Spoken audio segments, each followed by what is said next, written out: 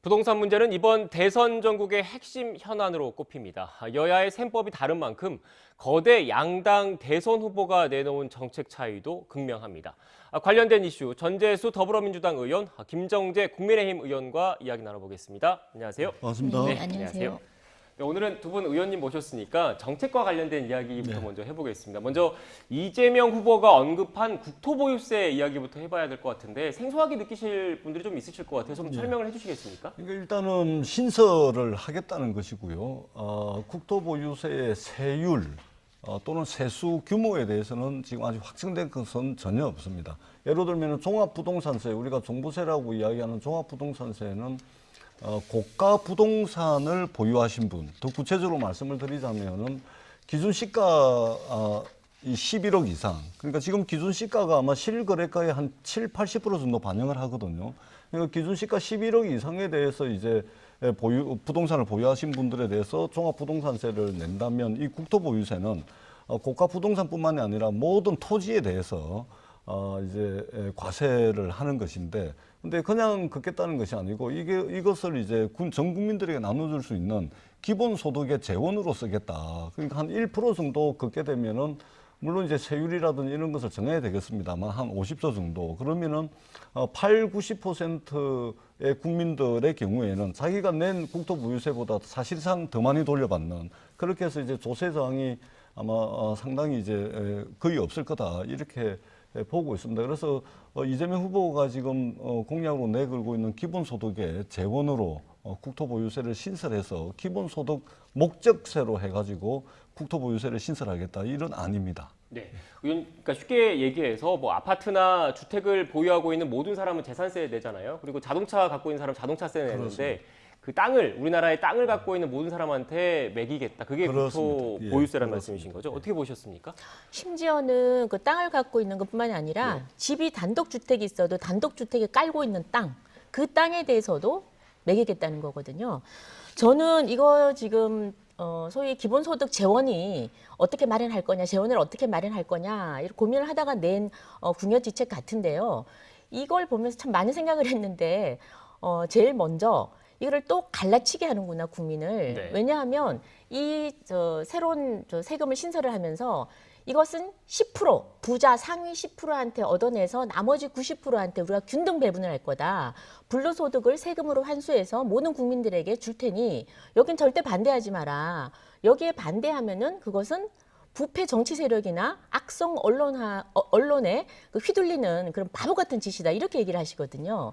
그래서 저는 이 세금을 가지고 첫 번째는 이 세금 자체가 이중 과세에 문제가 있습니다. 그러니까 법적인 문제를 차치하고라도 또 국민들 이렇게 10대 90, 9대 1로 또 갈라치게 해서 마치 부자 돈을 뜯어내가지고 가난한 사람들한테 홍길동처럼 나눠주는 것이다라는 이런 식으로 접근하는 방법이 문제라고 생각이 되고요.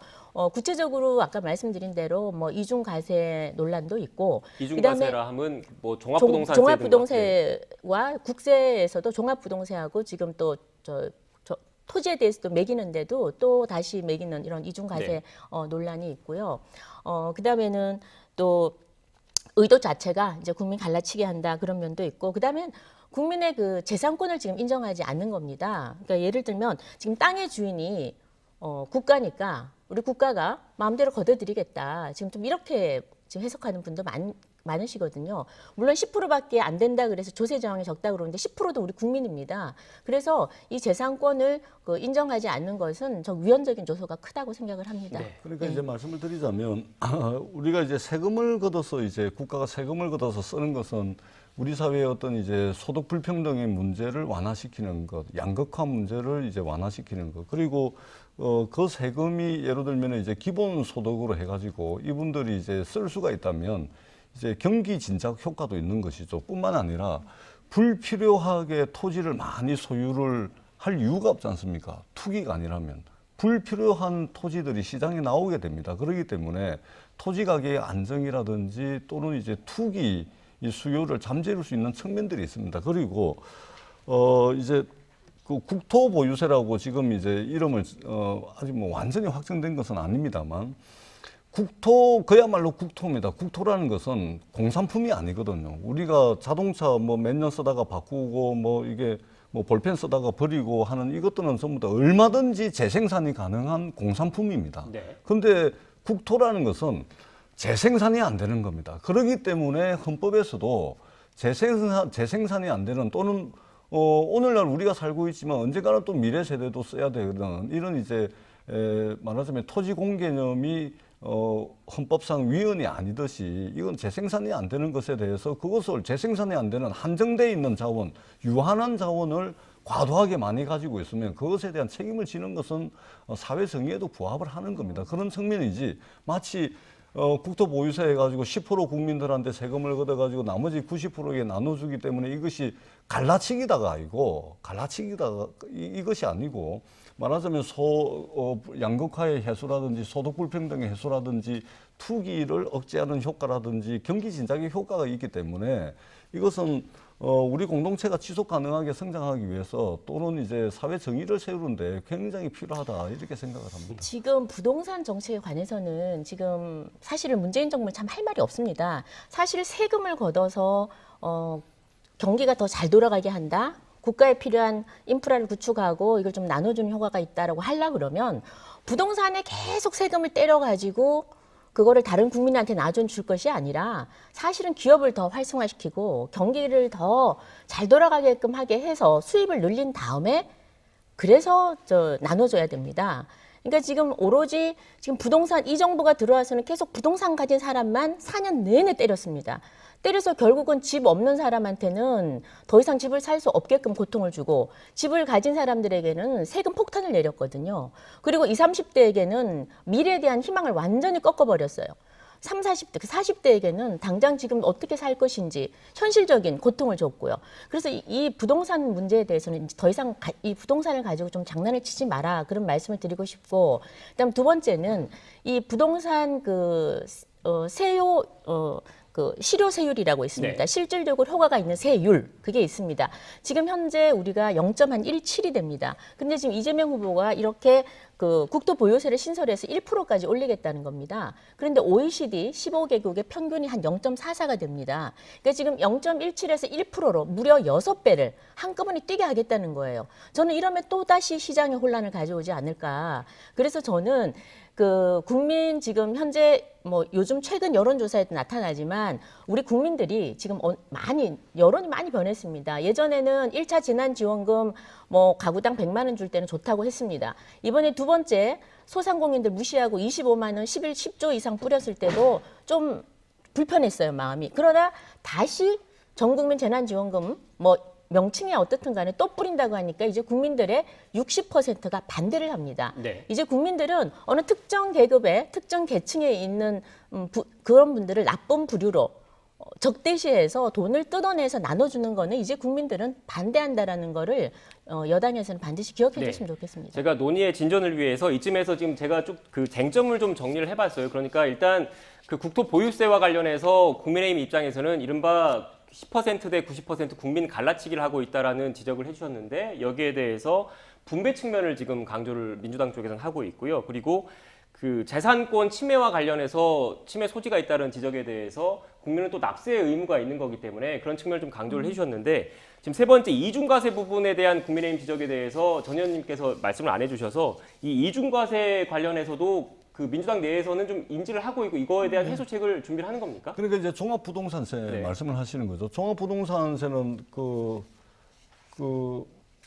그러니까 지금 종합부동산세는 뭐냐면 고가 부동산을 보유하고 계신 분들, 정확하게는 기준시가 이전에는 이제 올 초까지만 하더라도 기준시가 9억에서 그렇죠. 재보궐선거가 끝나고 난 뒤에 이제 부동산 시장에 여러 가지 이제 부작용이라든지 이런 것들을 저희들이 좀 받아서 완화를 한 것이 이제 기준시가 한 11억까지 네, 이렇게 11억 원입니다. 이렇게 했습니다. 요게 이제 그렇게 좀 완화를 했고요. 그래서 고가의 부동산 보유자들에 대해서 이제 종합부동산세를 하고 있고 이게 지금 부동산 가격이 좀 많이 올랐는데 올해 지금 아마 75만 명에게 아마 종합부동산세가 이제 고지가 될 것 같다는 말씀을 드리고 국민의힘 하면은 전통적으로 부동산 부자 정당 이런 이미지가 있습니다. 그렇기 때문에 이 지금 종합부동산세를 걷어가지고 정부에서 어디다 쓰냐면 최초에 노무현 정부에서 종합부동산세를 신설을 해가지고 했을 때는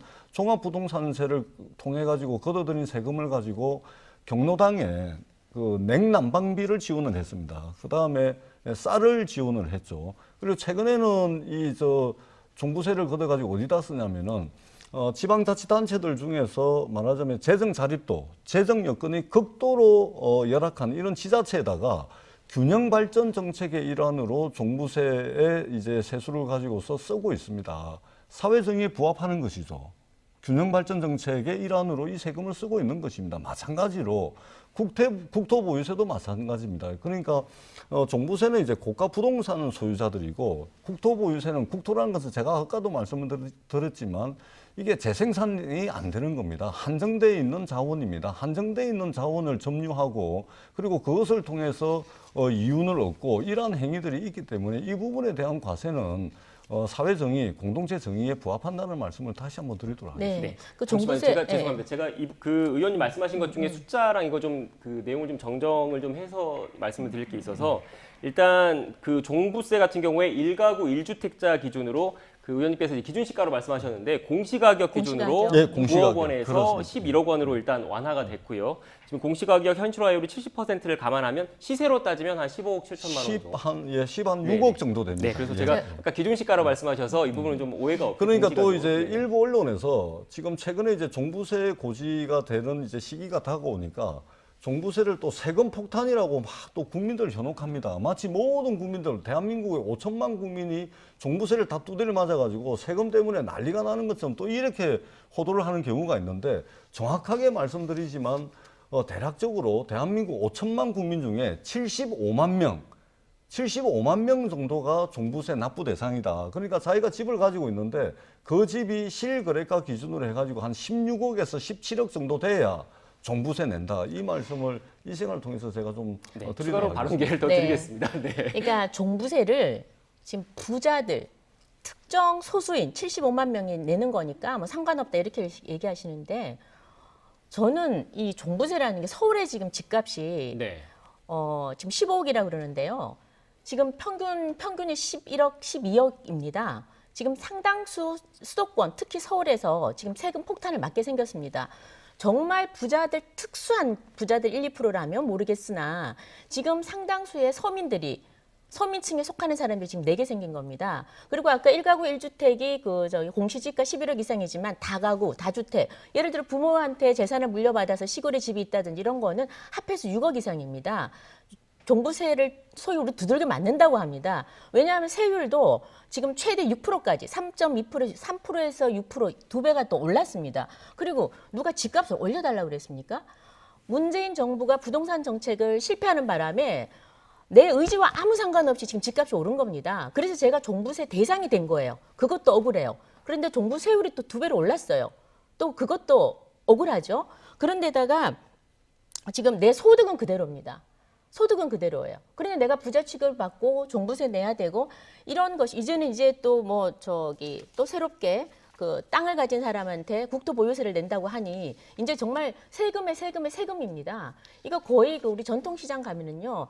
그 난전하시는 분들이 그 소위 조폭들한테 돈 뜯기는 거 있습니다. 거의 이 수준입니다. 제가 봐서는. 네. 그래서 저는 이 종부세가 누가 부자가 낸다, 가난한 사람 낸다가 아니라 합리적으로 이건 수정이 돼야 되고 이중과세 논란이 가장 큽니다. 노무현 정부 때 만들어졌는데 이게 지금 현재 재산세하고 같은 동일한 주택에 2번 과세를 하는 겁니다. 지방세로 재산세를 과세하고요. 또 국세로 종부세를 과세합니다. 2번 과세를 하는 거죠. 그래서 이거는 이번에 정말 새로운 정부가 들어서면 한번 반드시 손을 봐야 되지 않나 그런 생각이 듭니다. 네. 조금 전에 우리 김정재 의원님 여러 가지 말씀을 하셨는데 예를 들면은 이제 은퇴하신 분들이 이제 소득은 없고 종부세는 내야 되고 그리고 그 집에서 3, 40년 살았고 이건 전부 장기 보유 특별 공제라 그래서 그다음에 연령별로 그다음에 보유 기간에 따라서 그다음에 소득에 따라서 특별 공제 항목이 전부 다 있습니다. 그러니까 은퇴하고 한 40년 살았는데 집값이 올라가지고 종부세 부과 대상이 됐는데 소득은 없고 종부세는 내야 되고 그렇게 말씀하시면 그거는 사실과 완전히 틀린 겁니다. 그거는 장기 보유 특별공제라든지 여러 가지 공제 혜택이 있기 때문에 그분들 종부세 나오는 세율대로 다 내는 거 아닙니다. 그다음에 국토보유세 있잖아요. 세율은 정해야 됩니다. 세율을 정해야 되고 세수 규모도 정해야 됩니다. 지금 이제 설계 중이라는 말씀을 드리고 중요한 것은 이 부동산, 토지 이것은 유한한 자원입니다. 유한한 자원이기 때문에 공산품과 같이 취급되는 그런 종류의 상품이 아니라는 말씀을 드리고요. 그리고 우리가 불필요한 소비를 해야 되는 고가품이라든지 이런 부분들에 대해서는 소위 말해서 부가세 말고 특별 소비세라는 걸 내지 않습니까? 네. 유한한 자원에 대해서는 국가가, 공동체가 유한한 자원을 점유하고 향유하는 것에 대한 그 권리만큼 세금을 부과하고 있습니다. 네. 그렇기 때문에 이것은 이중과세이기 때문에 위헌이다. 또는 재산권을 침해하기 때문에 위헌이다. 이것은 공동체 정의, 사회 정의에 부합하지 않는 말씀이다. 이 말씀을 네, 드리겠습니다. 지금 다른 주제도 좀 제가 다뤄야 네. 돼서 일단 국토보유세 이재명 후보권을 얘기를 했으니까 그 윤석열 후보 얘기도 좀 해봐야 될 것 같아요. 자연스럽게 지금 윤석열 후보는 집권에 성공을 했을 경우에 종합부동산세 폐지를 추진하겠다, 강력하게 추진하겠다 이런 네, 입장인 네, 거죠? 네, 뭐 제가 조금 전에 설명드렸듯이, 그러니까 종부세가 이중 과세 논란이 있고, 그래서 지금 재산세에 포함을 시켜야 된다라는 말씀드리고요. 또 1주택자들은 종부세를 그러니까 면제하는 방향으로 장기적으로 보면 그렇게 가겠다라는 거고, 특히나 아까 말씀하신 그런 은퇴자들 중에서 또 공제액이 있다 하더라도 여전히 세금의 그 부담이 큽니다. 그래서 집 달랑 하나 가지고 있는데 계속해서 세금을 내기 위해서 빚을 내야 된다든지 세금을 내기 위해서 이사를 가야 된다든지 이런 경우는 막자. 그래서 지금 종부세 폐지에 대해서 지금 적극적으로 전면적으로 검토하고 있습니다. 네, 알겠습니다. 일단 저희가 그 중요한 정책 관련된 이슈여서 시간을 좀 많이 할애를 해서 종부세 한 말씀만 더 네, 드려요. 알겠습니다. 종부세 폐지하면요, 국민의힘은 부자 감시한 정당이 됩니다. 부자들만을 위한 정당이 됩니다. 종부세 걷어가지고요, 재정 여건이 열악한 지자체에 균형 발전 예산으로 잘 쓰고 있습니다. 이것이 어떻게 국토 균형 발전을 위해서 쓰고 있고요. 그 다음에 자꾸만 은퇴자들 세금 내실 수 없는 분들 종부세 낸다고 자꾸 말씀을 하시는데 장기 보유 특별 공제를 비롯해 가지고 여러 가지 공제를 할 수 있도록 제도적 장치를 다 하고 있습니다. 이것을 폐지를 하겠다는 것은 청량통장이 뭔지도 모르는 윤석열 후보가 과연 종부세가 어떤 역할을 하고 있고 거기서 걷은 세금이 어디에 쓰이고 있는지 제대로 검토도 안 하고 좀 섣불리 낸 공약이 아닌가 싶습니다. 그래서 네. 그 공약 자체를 재검토해 주시는 것이 사회정의, 우리 공동체가 지속적으로 성장하고 함께 살아가는 그런 공동체가 되기 위해서 반드시 필요하다. 이 말씀 드리겠습니다. 아니 뭐 재산이 40억이나 되는 이재명 후보가 네. 부자만을 자꾸 나쁜 사람들로 취급하고 종부세 그러는 거는 정말 아니, 사회 그런 게 정의에 맞지 아니라니까요. 않는 것 같고요. 예. 이건 그다음에 선악의 문제가 아닙니다. 네. 부자만이 종부세를 내는 것은 아니라는 말씀 다시 한번 드리고 그 아파트 값을 또는 그 주택 값을 이렇게 한꺼번에 천정부지로 2, 3년 만에 2배, 3배로 올린 것은 문재인 정부라는 말씀을 다시 한번 드립니다. 알겠습니다. 일단 뭐 그 부동산 정책과 관련해서 시간을 오늘 많이 할애를 했는데 다른 주제가 좀 있어서 두 분 그래도 어느 정도 다 말씀하셨죠? 네. 주제를 좀 바꿔보겠습니다. 일단 그 여기서부터는 좀 속도감 있게 좀 진행을 하도록 할게요. 최근 민주당 선대위 내부에서 언론을 향한 불만의 목소리가 들려오고 있습니다. 그 목소리부터 듣고 오겠습니다. 사실은 국민의힘 게이트임에도 불구하고 언론이 너무 편파적으로 그 의혹이라고 하면서 그 국민의힘 쪽에서 주장하는 걸 뭐 기사 제목으로 달고 언론이 그 이재명 잡기에 몰두하고 있는 것이죠. 그래서 정작 국민들께서 후보가 누구인가에 대한 관심을 가질 여유가 없었어요. 저희 입장에서 보면은 진짜 웃자고 한 이야기에 언론은 죽자고 달려든 격이었는데요. 뭐 그럼에도 불구하고 또 뭐 각종 미디어 매체들이 진실을 다시 밝혀주고 있어서 좀 오해는 풀릴 거라고 생각합니다. 네, 의원님, 그 언론에 대해 어떻게 보면 좀 불만의 목소리가 좀 나왔는데 최근 어떻게 보면 30%대에서 그 지지율 답보 상태가 지금 전반적으로 보이고 있지 않습니까? 그게 언론의 그런 편향적인 보도가 좀 영향을 미쳤다 이렇게 보고 계시는 겁니까?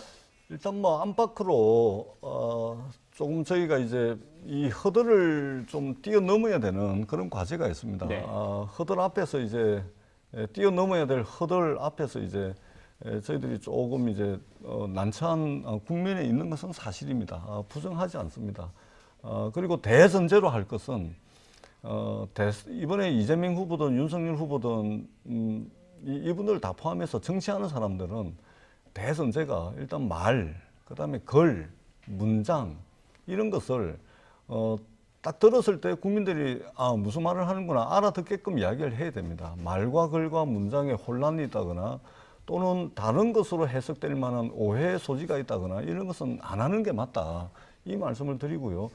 일단은 이제 캠프에 이제 몇몇 분들이 이제 언론 말씀도 하시는데 최근에 이제 전적으로 뭐 언론 탓이다 이런 뜻은 아닙니다. 최근에 이제 그 김건희 씨 허위 학력, 허위 이력 이거는 캠프에서 또는 윤석열 후보가 또는 김건희 씨가 뭐 설명이 없어요. 근데 언론 보도를 통해서 이게 다 드러났지 않습니까? 근데 아무런 설명도 없습니다. 그러고 나면은 언론에서 아무도 안 써요. 물어보는 기자도 없습니다.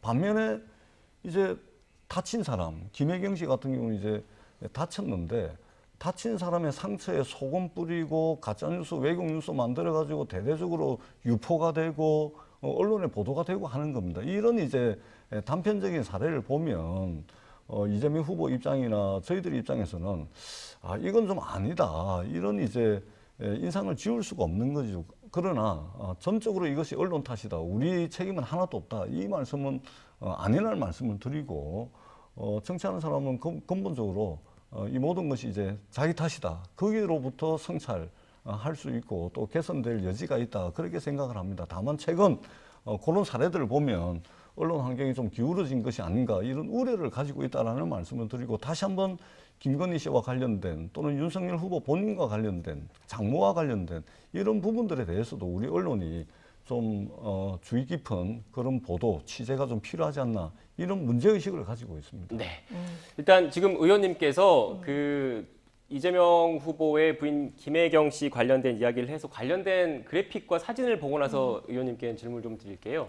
일단 지금 앞서 말씀하셨던 것처럼 부인 김혜경 씨가 다쳤는데 그 이후에 기자들이 이제 그 김혜경 씨를 취재하는 과정에서 스토킹 신고를 받고 경찰까지 출동하는 일이 벌어졌다고 하더라고요. 그리고 여기에 대해서 뭐 그 취재와 관련해 좀 제지받는 일도 있었다고 하던데 의원님께서는 이거에 대해서 어떻게 생각하십니까? 그러니까 저도 오전에 이제 대변 네, 먼저 말씀하시죠. 네. 참 맞지 않죠. 네. 그 기자들은 국민 내 그 알 권리를 충족시켜 주기 위해서 뛰는 사람들입니다. 현장에서. 그리고 특히 대선 후보나 대선 후보의 부인 같은 경우에 당연히 취재 대상이죠. 그런데 저렇게 취재를 하려고 하는 사람을 스토킹 취급한다는 거는 말이 안 되고요. 이번에 스토킹 그 처벌에 관한 법률을 저희가 이제 발의해서 겨우 통과시켰는데 이게 스토킹 당하는 억울한 여성들이 아니라 저 후보가 저렇게 처음에 이용할 줄은 몰랐고요. 저게 정당한 이유 없이 해야 됩니다. 그래서 정당한 이유가 있습니다. 그래서 저건 정말 너무 과한 것 같고 지금 기울어진 운동장이라고 그러는데 언론을 사실 지금 정치인들은 자기한테 유리한 보도를 하면은 좋은 언론이라 그러고 자기한테 불리한 보도를 하면 다 나쁜 언론이라고 합니다. 그리고 특히나 최근에 보도된 뭐 몇몇 뉴스를 보고 기울어진 운동장이라 그러는데 대장동 뭐 사건을 기울어진 운동장이라 그런다 지금 추미애 위원장께서 그러시는데 정말 맞지 않습니다. 왜냐하면 최근에 국민들한테 가장 영향력이 많은 공영방송, 국민의 세금으로 운영되는 공영방송 KBS, MBC에서 시사 프로를 50분씩 투자를 해서 이 대장동 게이트를 마치 국민의힘 게이트인 양 대대적으로 보도를 했습니다. 그런 기울어진 운동장에 대해서는 단만 한마디도 하지 않았어요. 지금 국민들이 얼마나 대장동 게이트나 부동산에 대해서 민감하고 분통을 터뜨리는지 아직도 모르시는 것 같아요. 그래서 최근에 일어난 이거 한두 개 가지고 언론을 매도해서 기울어진 운동장이라고 하는 것은 너무 과도한 편이다라는 생각이 들고요. 네. 지금 사실 정치인들은 뭐 그런 식으로 얘기하자면 윤 후보 같은 경우에 얼마나 할 말이 많겠습니까? 본인이 실언을 했을 때 한 번도 그 언론이 잘못됐다고 하지 않았습니다. 사과했고 설명했고 해명했습니다. 해명이 부족해서 여론의 질타를 받으면 그 질타를 그대로 받았거든요. 네. 그래서 저는 그 언론의 기울어진 운동장이 아니라 모든 그 언론의 여과 없이 나오는 목소리들은 결국은 국민들의 목소리다. 그래서 저희는 여든 야든 겸허하게 받아들이고 잘못한 것이 있다면 스스로를 돌아봐야 될 것 같습니다. 네. 전 의원님, 일단 김 의원님께서 하신 말씀은 대선 후보의 부인도 공인이기 때문에 공인으로서 감내할 부분이 있다. 그래서 스토킹 신고를 한 거는 좀 과한 측면이 있다. 이런 주장이신 것 같은데 어떻게 보셨습니까? 대한민국에서 취재 자유는 거의 무한정으로 보장되고 허용돼야 된다는 것이 기본적인 입장입니다. 네. 근데 최근에 이제 사고가 있었지 않습니까? 그런 상황에서 이제 제가 오전에 이제 대변인 통해서 이야기를 전해드렸는데 네. 뭐 차량 4대 5명의 기자가 좀 이게 상식적으로 납득하기 어려운 수준의 거의 스토킹과 같은 그런 이제 정말 견디기 어려울 정도의 취재를 했다고 합니다. 그래서 이제 그 부분에 대해서 이제 문제 제기를 한 것이고요. 그렇다 그래서 이것이 언론의 자유로운 취재를 제한한다거나 그런 측면은 전혀 아닙니다. 좀 특수한 상황이지 않습니까? 최근에 이제 사고를 당했고 지금 이제 치료를 받고 있는 과정입니다. 그 과정에서 과도하게 차량 4대를 동원해가지고 이거는 그런 부분들은 이제 좀 조금 좀 상황을 봐가면서 그렇게 좀 취재 좀 했으면 좋겠다 이제 이런 의미고 조금 전에 말씀을 하셨듯이 이제 이것이 전적으로 언론의 탓이다. 내 탓은 하나도 없다. 이런 측면이 아닙니다. 최근에 이제 몇몇 사례들을 보면 그런 우려를 하고 있다. 이제 이런 뜻으로 좀 받아들여 주시면 좋겠다. 이 말씀을 드리겠습니다. 네, 알겠습니다. 일단 관련해서 두 분의 시각차가 있으니까 나머지 부분은 또 시청자 여러분께서 판단하실 부분인 것 같고요. 국민의힘 이야기도 좀 해봐야 될 것 같습니다. 이철이 청와대 정무수석이 국민의힘 윤석열 대선 후보를 예방했습니다. 어떤 이야기들이 오갔는지 녹취를 듣고 오겠습니다. 대통령님하고 여사님하고 다 건강하신 거예요? 뭐 특별히 아픈 데는 없습니다. 네. 대통령이라는 자리가 일종의 혹사당하는 자리거든요. 당신도 2번이나 대선을 치러봤으니까 체력 안배 잘 하시면서 네. 다니시면 좋겠다고 네. 꼭 전해달라고 하셨습니다. 네, 일단 공개된 장면은 화기애애했고요. 그 윤석열 후보가 우리 대통령이라는 표현을 썼다고 하더라고요. 어떤 의미가 있습니까? 전 세계에서 우리란 단어를 가장 많이 네. 쓴 게 우리 대한민국 국민 네. 아닐까 싶은데요. 그러니까 저도 뭐 우리 대통령 말 씁니다. 해외 나가면 우리 심지어는 우리 남편, 우리 아내 이런 네. 말까지 쓰지 않습니까? 그래서 저는 그냥 특별한 의미를 둘 일은 아니라고 보고요. 뭐 네. 통상적으로 쓰는 표현을 또 썼다고 할 수도 있을 것 같습니다. 네, 네. 별 의미 없다고 말씀해주셨는데 어떻게 보셨습니까? 우리 네, 대통령 맞지 않습니까? 우리가 이제 남의 대통령 아니죠. 뭐 미국의 영어로 I 하면은 뭐 나지 않습니까? 네. 마이 패밀리 하면은 나의 가족. 그런데 우리가 번역할 때는 우리 가족 이래서 우리는 이제 공동체적 지향성이 뚜렷하기 때문에 우리라는 표현을 일반적으로 쓰는 그런 측면에서 뭐 주목할 만한 뭐 그런 발언은 아니었다 보고 다만 저는 두 가지 측면에서 아쉽습니다. 일단 첫 번째는 그 대통령께서 축하난을 보내는데 그 시간과 형식과 관련해서 국민의힘의 윤석열 후보가 시간과 장소를 정해서 청와대에 통보를 했습니다. 그래서 그날 전달을 하려고 하니까 일정을 취소를 해버렸어요. 그리고 10일이 지나고 난 뒤에 전달을 했다는 말씀을 드리고 좀 결례다. 그리고 두 번째는 윤석열 후보가 비공개 회의에서 문재인 대통령에게 선거 중립을 지켜달라고 이제 이야기를 했다는 겁니다. 네. 그런 말씀 하실 수가 있어요. 그런데 후보 본인이 아니고 뭐 당 대표나 당의 원내대표나 당 대변인이 그런 이야기를 하는 것은 뭐 그렇다 손 치더라도 후보가 이런 말을 하는 것은 마치 대한민국 정부 그리고 대한민국을 떠받치고 있는 하나의 큰 축인 대한민국의 관료제도 전체를 말하자면 관건선거, 부정선거, 선거 중립을 지키지 않고 있다. 이렇게 오해를 할 수 있기 때문에 상당히 부적절한 윤석열 후보의 발언이었다. 이렇게 생각을 합니다. 저는 아주 적절한 발언이었다 생각합니다. 왜냐하면 지금 문재인 정부가 관건 선거 노골적으로 하고 있지 않습니까? 최근에 그 산업부 차관이 공약 개발해서 갖다 줘야 된다는 말해서 지금 기소가 됐습니다. 고발이 됐죠. 예, 고발이 됐습니다. 그리고 여가부 장관은 차관 주제로 아예 공약 회의를 했다고 의혹을 받고 지금 선관위에서 검찰로 수사를 해달라고 그랬습니다. 이렇게 관건 선거가 지금 완전 노골화돼 있고요. 이전에 이런 일이 없었습니다. 그다음 공수처 한번 보십시오. 공수처가 저희가 야당 탄압처라고 물론 걱정을 했습니다만 지금 수사 중인 사건 12건이에요. 그중에 4건이 윤석열 후보와 관련된 겁니다. 공정성을 완전히 잃었죠. 그리고 지금 선거 중립을 지켜야 할 주무장관들, 국무총리가 선거 전체 관리합니다. 국무총리, 행안부 장관, 선관위가 그 아래에 있죠. 행안부 장관, 그다음에 법무부 장관, 보면은 김부겸 총리, 전해철 장관, 그다음에 박범계 장관, 그리고 조혜주 선거 그 관리위원회 상임위원 모두 다 민주당 사람들입니다. 그것도 아주 핵심적인 사람들입니다. 심지어 박범계 법무부 장관은 지난 그 국회에서 나는 그 법무부 장관이기 이전에 나는 민주당의 정치인이라고 직접 얘기를 했습니다. 아주 노골적인 거죠. 이렇게 그 정당색을 분명히 하는 이런 분들이 지금 선거 관리를 다 하고 있기 때문에 후보로서 당연히 선거 중립을 요청하는 것은 당연한 거라고 보고요. 네. 이게 저는 아주 적절했다고 보고 여기에 대해서 엄정 선거 중립을 뭐 당연히 지켜주셔야죠. 김정재 의원님께서 큰일 나실 말씀을 막 하시는데요. 고발을 당했다 그래서 그 고발한 사람의 주장이 사실로 확정된 것은 아니라는 말씀을 분명히 드리고요. 네. 대한민국의 시스템이 있습니다.